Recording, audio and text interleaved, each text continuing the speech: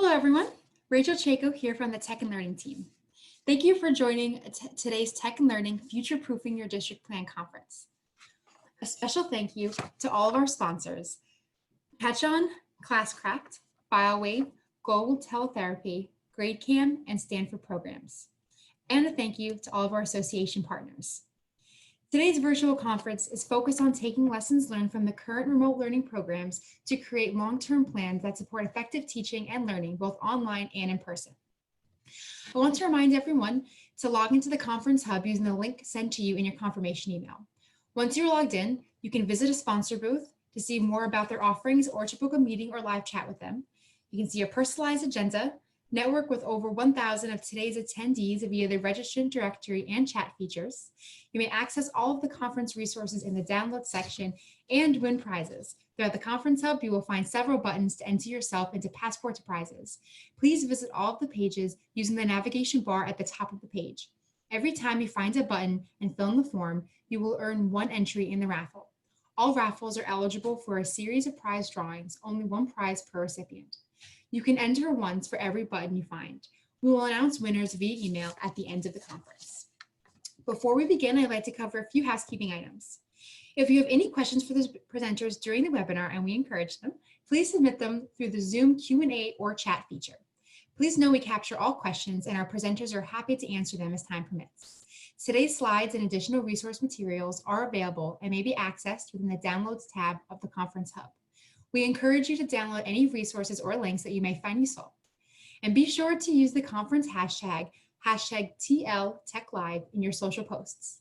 Please join me in thanking our terrific speakers who have kindly agreed to spend time with all of us today. I also want to thank each and every one of you for joining us and for spending this time together. Now, please join me in welcoming our presenter, Frances Gipson. Thank you so much, Rachel. It's a pleasure to be here with all of you today. I'm going to go ahead and share my screen with you. And again, all of these resources will be available to you through our Tech and Learning Conference as well.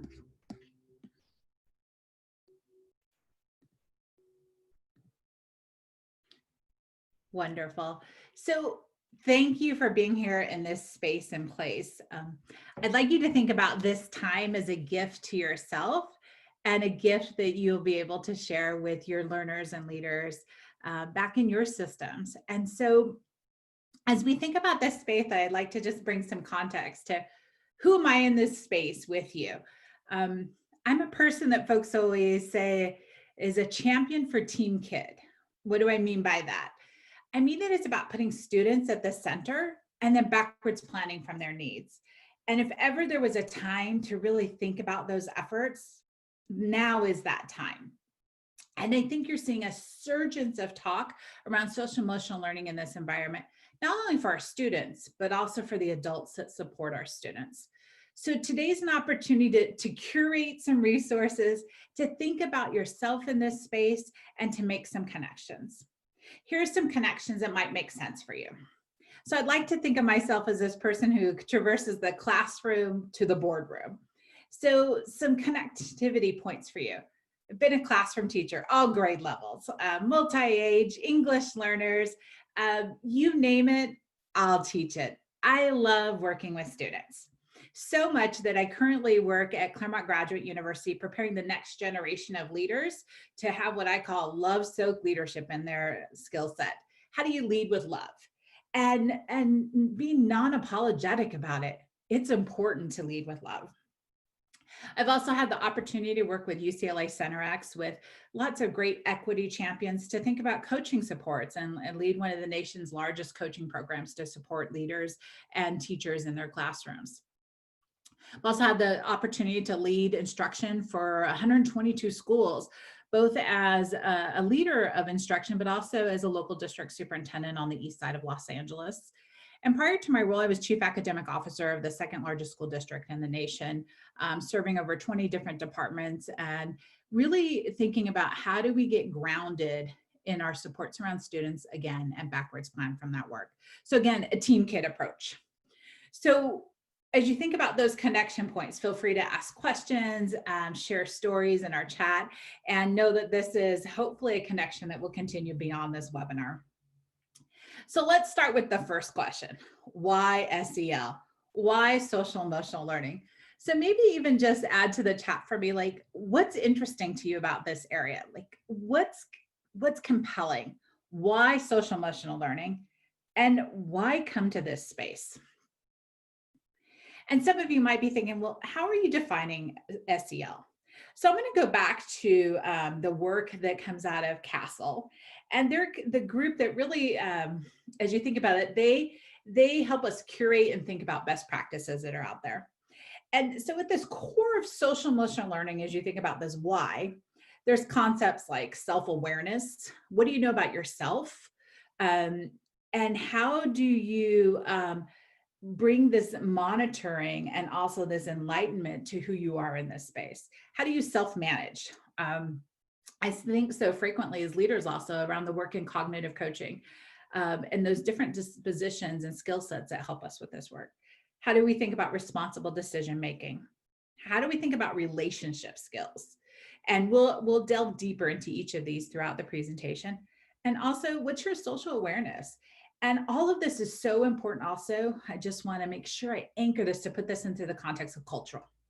Put this in the context of culture because this looks different in different places. So it's not a one size fits all, but it's an opportunity to, what I say, kind of like marinate and saturate some of your thinking and think about what it looks like in your context. So I'd be remiss without taking this space to not think about how we even start all of our meetings. How do we connect? We set some expectations. What are we going to learn? What does this environment look like? But most importantly, like, who are we in this work? I shared a little bit about myself, and if we were sitting side by side, elbow to elbow, or perhaps we could share our cell phones across the way, I'd have you look for an image right now. And perhaps you can do this in your next Zoom meeting with your colleagues and think about what's a picture or an idea or a thought that brings you harmony. What inspires you? And so maybe add some thoughts or images to our chat box and our Q&A around that. And I'll start with a little storytelling here because we know stories connect for us. So that first image there, I was working with some great colleagues, one of my mentors and champions, a great woman named Carolyn McCanders, who works with the Thinking Collaborative. And we were talking about this concept of rapport and joy.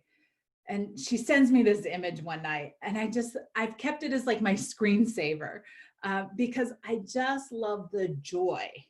And you've even got a camel in rapport with joy. It doesn't get better than that, right? So I think about just this expression of love and inspiration and joy. And then I put a picture underneath there that is a moment that I never want to forget. A moment I never want to forget. And if you talk with my urban leadership students, they'll know that this will probably bring me to tears. So I'll just share the beginning of the story. I had an opportunity to be a principal, which I always share is the hardest job I will ever love. Let me say that again, the hardest job I will ever love. And I had the best teachers. And part of my teaching community was also my students and my parents. You see, if you're going to lead with love-soaked leadership and put students at the center, you realize that the folks that teach you more about yourself, your own self-awareness, are your students, your community, and in this context as well as my teachers. So I had a young boy who I'm just going to do a shout out because he's been all over the news lately. A little young scholar at the time, sixth grader, Nelson Enriquez. And he speaks not one, not two, but three languages, and I would actually add a fourth for him. He learned Spanish at home, and at our school, the first dual language Mandarin program in Los Angeles, he learned Mandarin at school. This past week, he just graduated and was all over the news as being a USC Neighborhood Academic Initiative Scholar with a full scholarship to USC. This young man taught me so much about the importance of knowing who you are, knowing the importance of your culture, knowing the importance of your community. And so we share and celebrate in our graduates during this time. And so I hope as you think about this session that you'll be able to connect a story of a student with the story of your leadership as you think about what brings you inspiration and harmony in your work. We'll continue connecting these themes as we traverse not only research, but practice. You see, I think research and practice is a really important intersection. We talk about what happens with our earliest learners, but what also happens within the space of how we prepare our adult learners, not only in our school districts around professional development, but also in institutes of higher ed. And one of the things I like to advocate for frequently is this concept of looking at research practice partnerships, especially when we're looking at promising practices. Now, some of you might be asking, like, well, what do you mean by that, Frances? What's a research practice partnership? So frequently in the research world, we're looking at the rearview mirror, like what happened? Because sometimes some research, the way it's designed, it takes a long time to get to the field. So how might we learn in the moment about what's happening in classrooms, and how are we reacting and responding to things that appear to be promising? And notice I'm not saying best. I'm being intentional about the word promise. There's a notion that this will work, but it doesn't work everywhere and in every environment the same way, because you need to know your environment, have that awareness, and know what you need to do in your own decision making. So research practice partnership is the opportunity, again, to put the elbows at the table. Folks are immersed in your system and they say, how does this make sense for you? You're the action researcher with me. And so there's a lot of promising practices around social emotional learning. And especially in this environment, we're learning in very new ways as we are learning, just like today within this box, right? So what might it look like to personalize, connect, and build relationships in this space? I'd also like to highlight some resources for you. I'd like to think of this again as a curated session for you around a really important commission report called A Nation at Hope. And we'll put that in the chat box for you as well. We'll look at some of the collective impact priorities, and also this concept of the polarity of non-cognitive and academic. And you might be thinking, non-cognitive, isn't my brain always engaged? But this concept around how we look at social emotional learning and the academic emphasis, and that it's a both and. And you might be wondering a little bit more about then, what is this concept of polarity? What exactly is Frances talking about here? So for a moment, I'm going to ask you to do something with me. And it might be the first time today you've done this. Perhaps it will become a minute of mindfulness for you. So I'm going to ask everybody to take a deep breath in.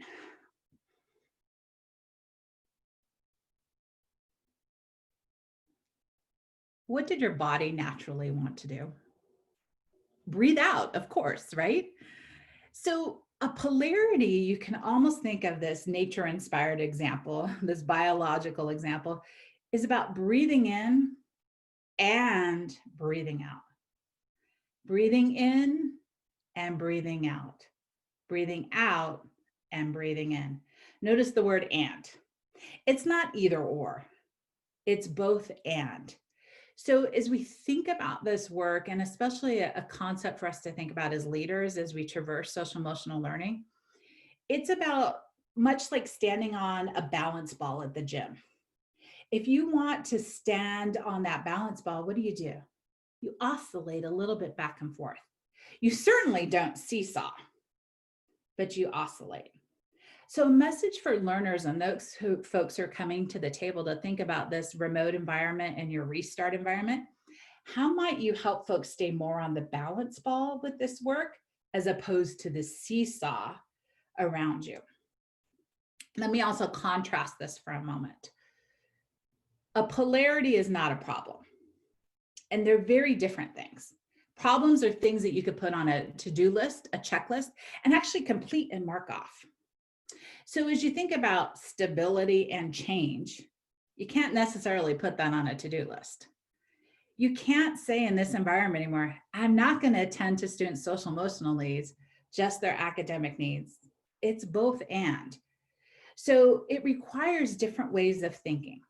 If you're a polarity manager, you manage. If you're a problem solver, you check it off a list. It's that difference between technical and adaptive thinking. So as we think about that technical and adaptive thinking, I'm also going to highlight a great case study around a district that's definitely getting it right. So much so that they've been identified as an outlier by Linda Darling Hammond's Learning, highlighted for the different ways that they're building relationships in their district. We'll then take some time to look at curriculum instruction with some resources that are no cost, provided free, and think about some ways that you can use that in your system to help build capacity around social emotional learning, not only for students, teachers, but also your families that have become our students' primary instructors.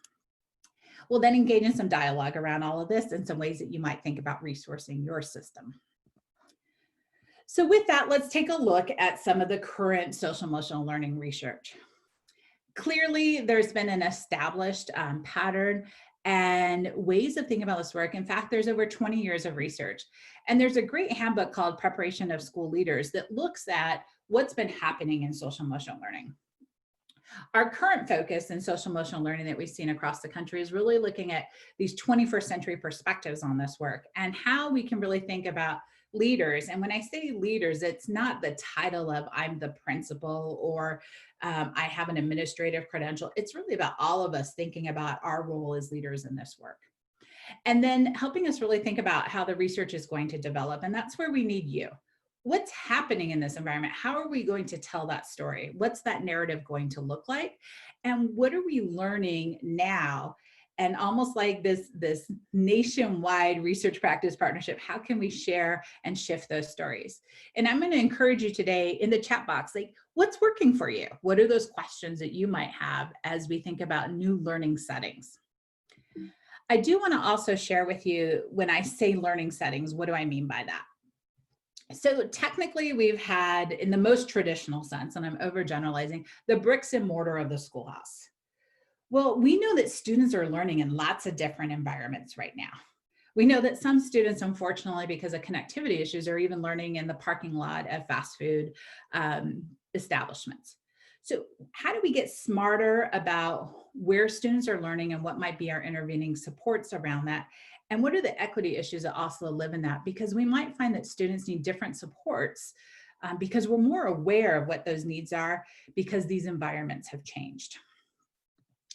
So as we think about ways to support and to resource our district in the space of social emotional learning, I want to highlight a couple different resources.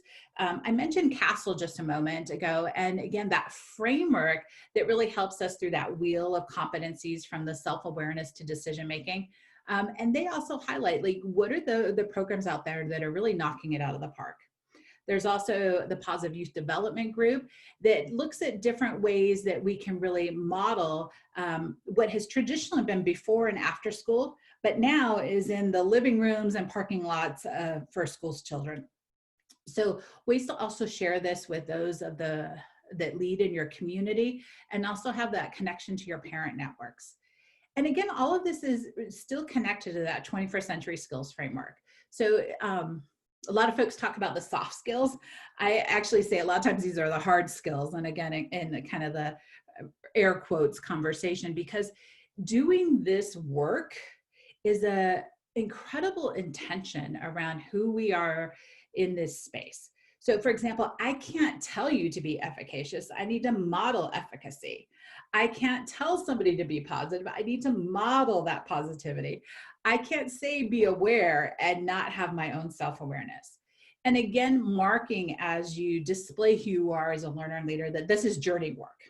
So always being really open about like pulling back and letting folks see a little bit more into your mind about how you're struggling, how you're learning, how are you developing those dispositions and mindsets. So as we think about this, I'd like you to consider for a moment, what are some shifts and connections you're already making? What have you noticed in your system? And I think this is a really helpful map to help people think about where they want to be with social emotional learning. So this map was shared with me years ago with colleagues at the Thinking Collaborative, Bob Garmston and Art Costa, great mentors and leaders in this space. And one of the things they asked us to do, and again, I'm making this a super simple experience for just the moment, but to think about what's the existing state? What's the state of relationships, both for the adults and your students? What do you know about that? What do you still need to know about that? And then thinking about what's the desired state. If we were doing this well, what would it look like, feel like, sound like? How would it be resourced? And hopefully what we can do during our time together and as you experience this conference in totality is think about that aerospace. One, what do you want to carry over from that existing state? What are you learning today and from your colleagues and from the resources that have been curated that can also help mediate getting you to that desired state? This is a frame I like to use a lot of times with my leadership students to really thinking about what's that transformation look like? And it is important with that polarity mindset to know that there are good things in your existing states. There are things that teachers have naturally done, but we haven't always labeled them. So once we can codify them or label them, then that awareness is even heightened so we know how to plan for it and how to, in many cases, teach it and model it with one another. So again, tracking your existing state to your desired state. I am even so bold, if you were to see my entire office right now, I have it on a big piece of chart paper so that I'm mindful of where are we and where do we want to be. So where do we want to be? So this is a phenomenal report. We'll put the executive summary link in the chat box for you so you can all go back to it. But there was a national commission that came together with scientists, psychologists, researchers, educators, youth and parent groups, and policymakers to think about what might this look like if we were to transition from a nation at risk to a nation at hope. And in this report, you'll see some highlights around, again, going back to that connection around social, emotional, and academic development being inextricably linked to educate the whole child or the whole learner. And as we think about whole child and whole learner, I want to also have us think about the context of the whole educator. How are we supporting our teachers and educators in this space? And at this particular time, I want to just put a footnote to this. When we think about the whole, we're also looking at the whole family and the whole community, and realizing that our relationships in many places have dramatically changed with our families. We now also have an opportunity as a result of this to open up new conversations with our families around resourcing and build relationships as well. And the investment in this social emotional piece will have broad social benefits. As you think about systems thinking and our interconnectedness around this work, we see examples of this daily in this environment. And that positive adult influences must begin early and continue during a child's entire career. So one way I like to think about this as well is that folks always talk about like the college promise. And I always advocate, since we've got that part there, what's our primary promise? And what I mean by that is like, what's our commitment to our earliest learners? Not only to help ensure that they are literate and flourish, but what are the mindsets and dispositions that we start with our earliest learners as they are sponges, and we can also model those dispositions and mindsets for them. So as we think about that report, there were several impact themes that came across. So I'd like you in the chat to just kind of do this for me, if you will. 1 is kind of low and 5 is high. And I'm just going to kind of read these out, and I want you to think, you don't have to put it in chat if you don't want to, but just kind of where is your system, whether it's your city, your state, your district. How might your teachers respond to this? For those of your school principals, how might your parents respond to this? So have you set a clear vision that broadens the definition of student success to prioritize the whole child? So as you look at your strategic plans or that restart to reopening, what does this look like for you? So there's one notion of a nation working together, but what does that look like in our nested system together? How are you transforming learning settings so they are safe and supportive for all young people? Is an environment where students know how to take responsible risks? Do they have an adult that they are connected to? Is there a curriculum that you have that helps support the development in this area? We need to change instruction to teach social, emotional, and cognitive skills and embed these in our academics and school-wide practices. For those of you who are engaged in restorative justice programs or positive school-wide support, as you think about a multi-tiered system of supports, that tier one is really about the resources for all. And how well are we doing with the all? You see a lot of organizations jump to that tier three. We need to quickly intervene, but how do we know that our base on that triangle is really strong? My colleague loves to refer to this as making sure that they have FBI.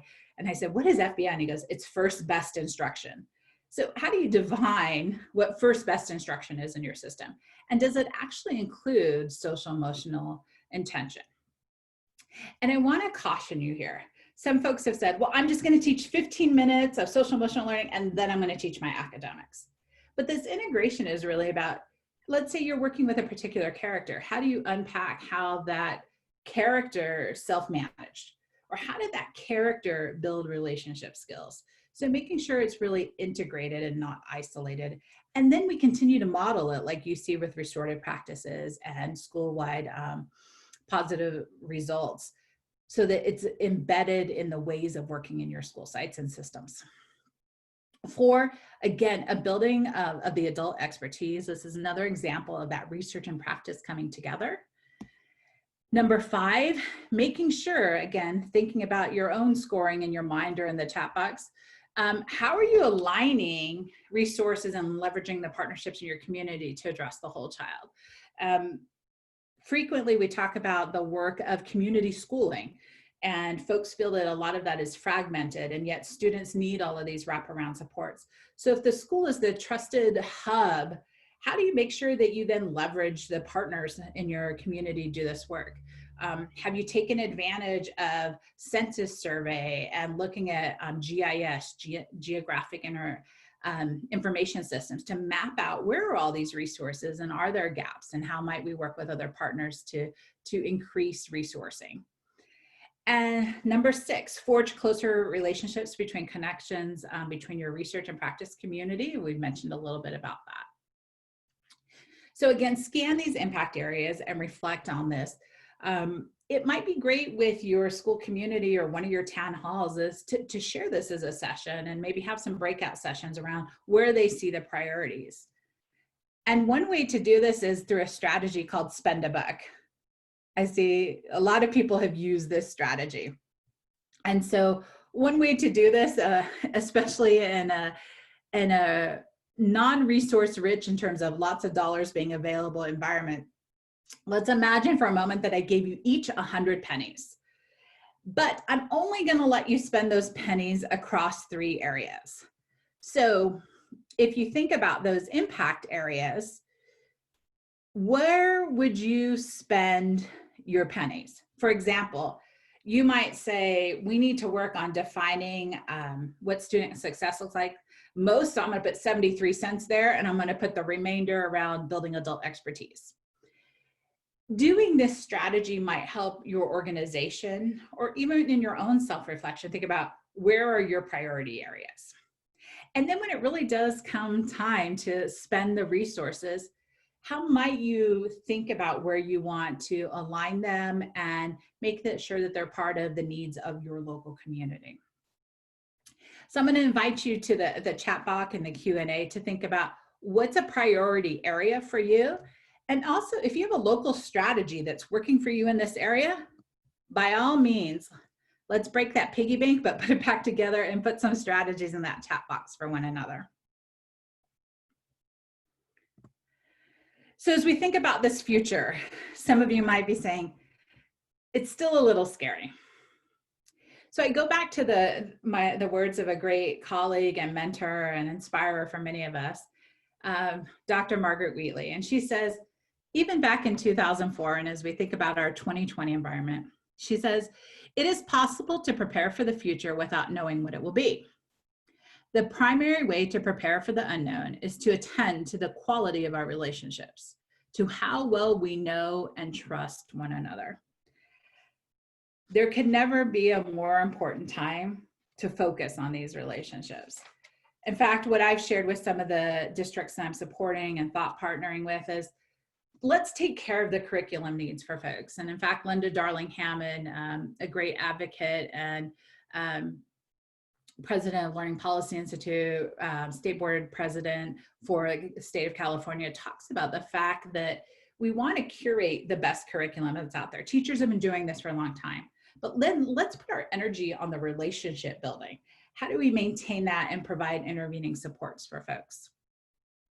So as we think about that, organizations are helping us think about, well, if we are distanced, how do we keep that connectedness? And how do we make sure that's even more amplified in our systems right now?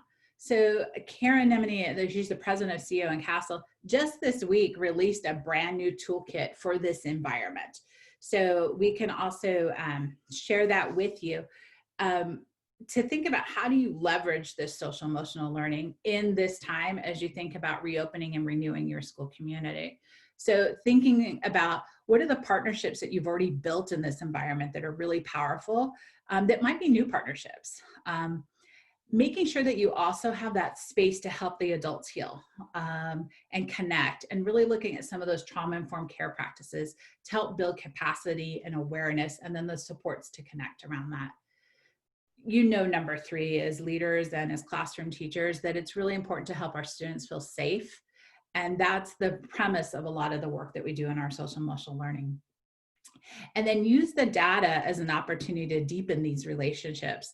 The data is part of the storytelling, that narrative of experiences and what our students and teachers are saying, how they intersect together, is that data storytelling that you want to move forward with in your district to share the compelling need for resources and curriculum and connectivity. And we even saw this week, Google for Education put out a report about preparing our students for this workplace. So as we think about these new environments that they're going into, these are priority skills, in addition to what we've seen around the academic skills, that is really going to help foster new workplaces and new learning settings for our students. I'd like to really contextualize this with an example of what's happening in a school district right this minute. Superintendent Escobedo leads the Chula Vista Elementary School District. And he was also highlighted in the Outliers report, and has become a beacon of resources really around how schools can maintain relationships on how they drive improvement. And so he had some researchers out at his district, kind of following him around and asking, like, what do you do? There's a unique kind of relationship that's happening in this district. And so they titled this case study, I love, it's called We Shake Hands at the Door. And while we might not be shaking hands at the door right now, we can shake hands in lots of different ways. And what's powerful about how they're enduring through this environment is that when researchers came out and looked at the relationships and how they were transforming the culture, and I'll share some of their curriculum, they noticed a really interesting phenomena about what's happening from the boardroom to the classroom. So in lots of different districts, you see kind of like, here's all the schools, and then here's the central agency. This is a most typical type of pattern where you show connections. However, imagine for a moment a school district that's really focused on relationships, has a high quality social emotional learning experience for students, and is also integrated with their academics, and is both a mirror and a model, meaning the adults are getting the resources simultaneously with the students, and as a result, they're building lots of capacity. So this is kind of like the aha moment when the researchers went in and studied their district. I don't know about you, but I would love to see that in every single district, every single school, and even within the classroom. This intense network of relationship. So when I think about students who might struggle, in that first example, we're hoping people connect. But in that second image, what you're seeing is an incredible web of support. That's the place that I would want my youngster to be, knowing that if something happens, there's this relational web that's going to propel you forward with the types of supports based on knowing who you are as a whole child and a whole learner. Shout out to Dr. Escovedo for just doing amazing work at Chula Vista, and he's always open to having folks come see him and learn about his district. So again, which is yours? What's your existing state? And what would you like your desired state to be? So what are some things that folks like Superintendent Escovedo are using, and how might you be part of a richer network around some of these resources? I've shared with you the Nation at Hope report, a way to think about advocacy, thinking about the Castle report, particularly in this COVID environment. And then here's a great curriculum resource. I would like to share with you that they are also sponsoring and have a virtual booth. So a couple ways you can get connected. One, you could go online to stanfordharmony.org. All of this is free for eternity, always has been. And so what you do is you just go online, you create your own account, and you're gonna have access to all the Stanford Harmony programs. You will also have access to their Inspire program and their Institute for Philanthropy resources, all at no cost because of a generous donation of philanthropist T. Denny Sanford. And so you'll go online, you'll see those three places, the Harmony, the Philanthropy, and the Inspire registration. It's one portal for all of them. You complete that form and submit it, and guess what? You're already in. So as you go in there, what I love is there's lots of curated resources already set up for teachers and districts. Things on diversity, inclusion, empathy and critical thinking, communication, problem solving. There are different units of study, and you can even print out examples of what you've done, and you could go with them at your own pace in the ways that make the most sense for you. There's two different learning pathways that you can look at, ways to build your own teaching practices and ways to develop SEL capacity. Lots of little videos, examples from teachers, and also webinars from folks that were selected as Teacher of the Year doing this work. For the teachers in particular, for building their capacity, you'll go through the Inspire modules, and then the Harmony is the curriculum that you can use with students. So what I would encourage you to do as you get into this space is think about starting with the concept of what does it mean to have healthy relationships. Start there, explore, and consider this a gift to yourself and to your students. And in this environment, we know that we have even more educators, those first teachers, our parents, supporting students in their learning environment. So there's a Harmony at Home resource page there as well, and a Harmony Inspire to help our families and our community members as they think about how to traverse this environment. So as we come to a conclusion here, I'd like you to think about this dialogue question. And as you think about dialogue, dialogue is about understanding. So often in our communities, we have what are called discussions, which are about decision making. Again, dialogue is about understanding. Discussion is about decision making. And we don't always spend enough time in the dialogue space to really understand what we're making decisions about. And so I'd like you to think about this as a dialogue question with your community.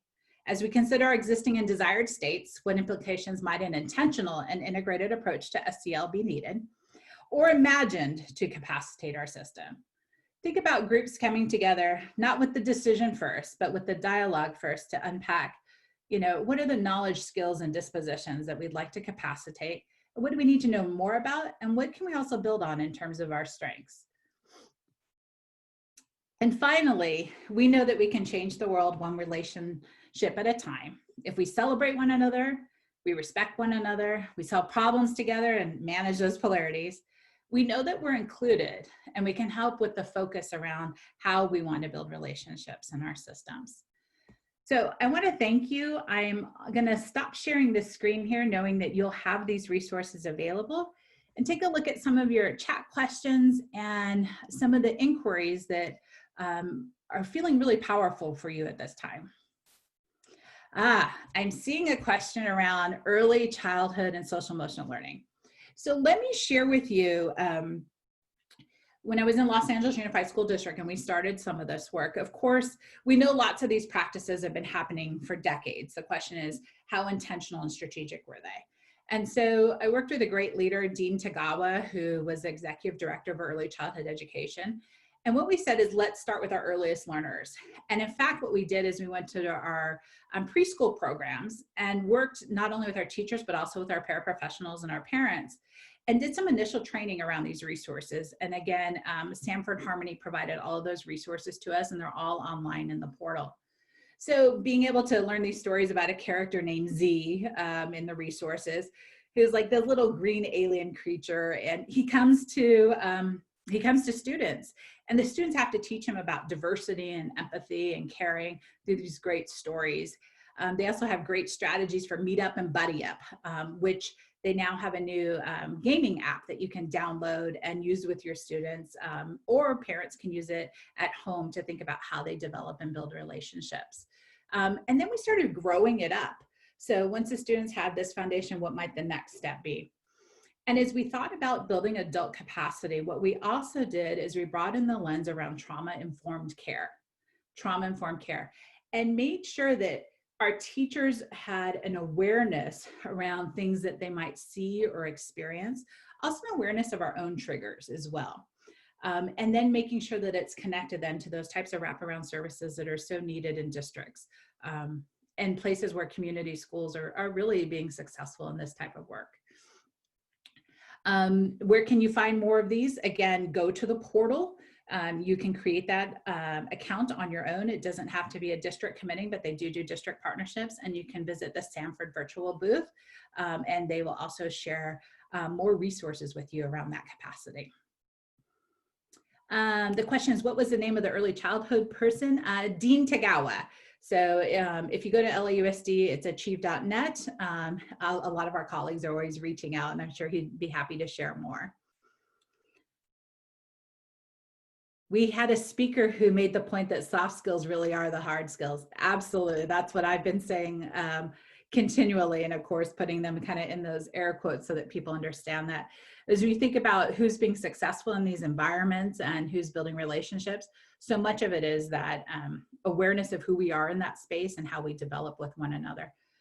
I will tell you, even in this environment, every single meeting I start with our students is always about grounding. You know, what's your mindfulness? Where are you in this space? And a practice, folks are asking about some simple practices. At Claremont Graduate University, they started the first Ph.D. in the nation around positive psychology. And so I actually had a great opportunity as a student there prior to study with Dr. Csikszentmihalyi, who's known as the father of positive psychology and the concept of flow, and he's done a lot of work in creativity. So we'd read the research each week, and then he'd give us an exercise. And I know that Harvard and Yale are also offering some online courses free right now around the art and science of happiness. And so here are a couple practices that I walked away with over the years that I still do each and every day, and I share this with all of my friends and colleagues. And maybe it might be a gift for you as you think about where you are right now, and definitely add to the chat box some strategies that you use. One, I wake up every day and I say thank you for the opportunity to serve, because I feel that as educators, it's the greatest gift that we can give, to fully be ourselves and in that space of gratitude. I know for myself, being on Team Kid and being a champion for that is the ultimate connection between my personal and professional life. Then throughout the day, I take noticings to either savor or find something that just brings me incredible gratitude. It might be the wisteria that's blooming over a mailbox, or that little teddy bear that you see in the window that somebody intentionally put out there for kids to count their teddies as they take a walk.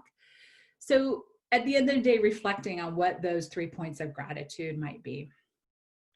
And then I do this, if you're a person who's really into a lot of email these days, I keep what's called a nice file. And every time I see something that brings me joy, I add it to the nice file.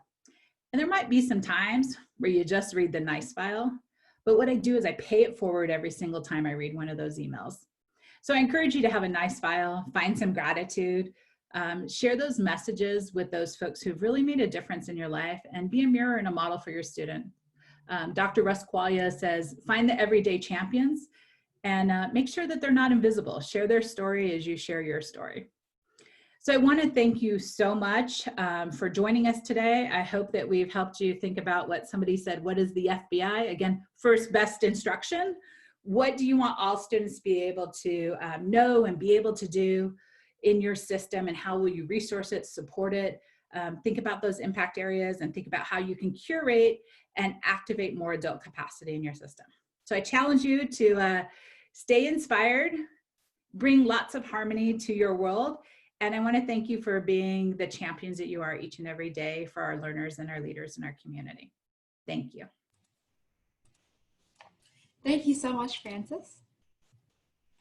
So on behalf of our entire team, we would like to thank you so much for joining us today. Special thank you to our sponsors, Catch On, Classcraft, BioWave, Global Teletherapy, GrayCam, and Stanford programs, and of course, thank you to all of our association partners. Please join me in thanking our terrific speakers today, and I also want to thank each and every one of you for joining us and spending this time together. Don't forget to join us again for the rest of the sessions happening today. There are sessions running all day until 6 o'clock p.m. Also, don't forget to register for next week's Tech and Learning Roundtable webinar on Wednesday, June 3rd. Join Dr. Keisha Ray as she speaks with district leaders about the security issues related to online learning as schools plan for next year. Topics such as keeping data privacy, cybersecurity concerns, and monitoring online activity to make sure students are safe and content is appropriate. To register, please visit www.techlearning.com/events. We look forward to getting together again with you soon, hopefully in person. Until then, stay safe and healthy.